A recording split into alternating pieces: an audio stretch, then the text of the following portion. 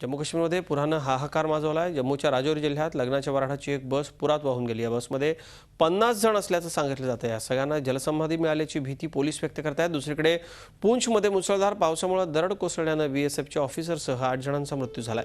जम्मू काश्मीरमधल्या सर्व नद्या धोक्याच्या पातळीवर वाहत आहेत। तर राजौरीत पुरात एक जण अडकला होता। त्याला पोलीस आणि जवानांच्या मदतीनं सुखरूप वाचवण्यात यश आलंय। राज्यातल्या सर्व नद्या धोक्याच्या पातळीवरती वाहत आहेत। आधीच दुर्गम असलेल्या भागामध्ये अनेक ठिकाणी नद्यांना अजिबात उतार पडत नाहीये। प्रचंड वेगात वाहणाऱ्या या नद्यांमुळे अनेक ठिकाणी पाणी शिरलंय। आसपासच्या परिसरामधली अनेक घरं वाहून गेली आहेत। जवळपास 50 जण या वऱ्हाडाच्या बसमध्ये वाहून गेले अशी भीती प्रशासनाने व्यक्त केली आहे।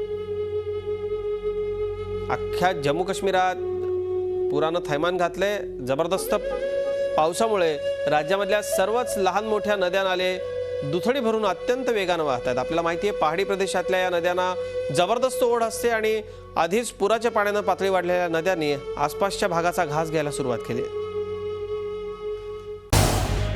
झी 24 तास रहा एक पाऊल पुढे।